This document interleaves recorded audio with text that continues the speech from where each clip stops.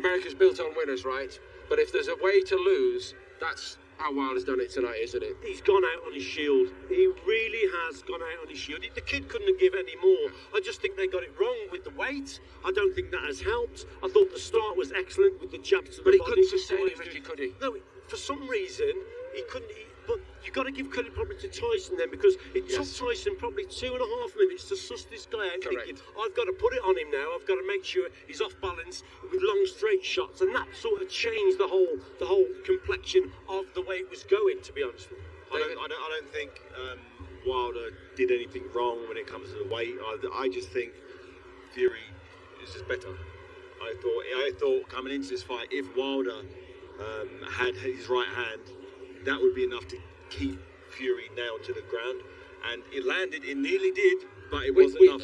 It wasn't enough. It put him down. But the problem was he got up. He didn't have the technique to put clusters of those big shots together. He was looking for that one shot. It nearly came, but you're going to need a lot more than that to beat Tyson. It nearly came, and sometimes Tyson there, like I said, complacency can be a terrible thing for a boxer, and he just sometimes went forward a little bit too much, and then, didn't judge the distance, and then got caught with that big right hand. The only way for me that Tyson was going to get knocked out or get knocked down, I don't think there's probably anyone's going to knock him out, but to knock him down, you've got to try and get him to come over the front foot and meet him with the right hand. He was a specialist at it. He could bring him on to that right hand, could David. That's what Deontay Wilder. But as soon as Tyson realised box at distance, and sometimes he was jabbing and moving backwards, increasing the gap makes the job very difficult. But we were all worried on Tyson's behalf, 2.5 rounds into this, third round picking up the story of this, Richie, for the reasons that we had discussed.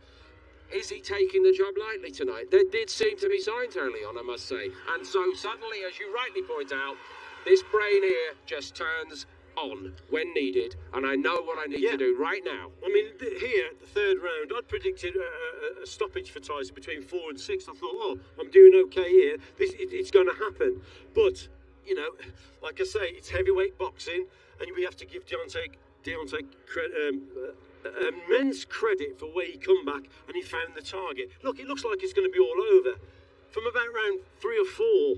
But he just recovered and then he came back. And like I say, you cannot take your eye off the ball. So we go into the round 4 and then he delivers this shot. And that's the time when Tyson got a little bit too close without measuring the gap. You see, he's not really measuring the gap with the jab, walks onto a right hand. But this is when I think actually Tyson started to fight. He started to wake up. Well, he realised now, Richie, he's in deep in this one, David. Yeah, would that not be right? He definitely did after that one. He really took that shot, and then Wilder then sort of clumps him around the side of the head, super heavy-handed, and obviously he wasn't fully recovered from the first knockdown. But here you go. This is what happens when. If you look at the length you're talking about right there, isn't it? If you look at the arm positioning of Wilder,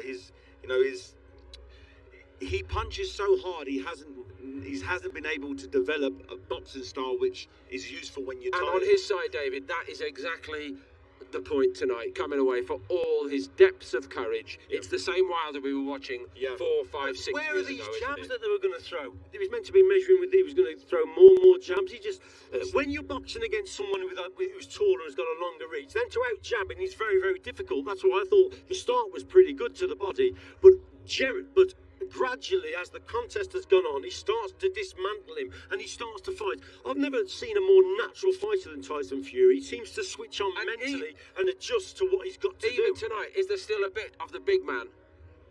That theory, I'm going to get on top of him. I'm going to drag him. I felt Fury was still doing that tonight, although Wilder was much bigger at the scales than the last time. Well, the thing is as well, he's 19 stone against a 17 stone man, so he's a couple of stone. But he boxed very well on the inside, did Tyson Fury. Not only was he leaning all over him, but the little shots on the inside, like that one there, little uppercuts, little left hooks to the body. He boxed very well on the inside for such a big man. I thought he bullied him and beat him probably in every department. But we have to give credit to Deontay Wilder. What punishment a warrior he's taken tonight, David. What a warrior. He earned his money tonight. He surely did. He gave it everything he had, and he can't say that. No one can say that his corner threw the towel in like he complained last time out. That I think he wanted to get knocked out like that. You can almost, it almost seems like There's he a kind wanted of to go, so he knows. in that, I think. Yeah, he just wanted to get ironed clean out. You know what though, David, as well, I think Deontay Wilder has boxed so long in his career, not using his jab. He hasn't needed it. Hasn't needed, he's been knocking guys out left, right and centre, 41 knockouts or whatever.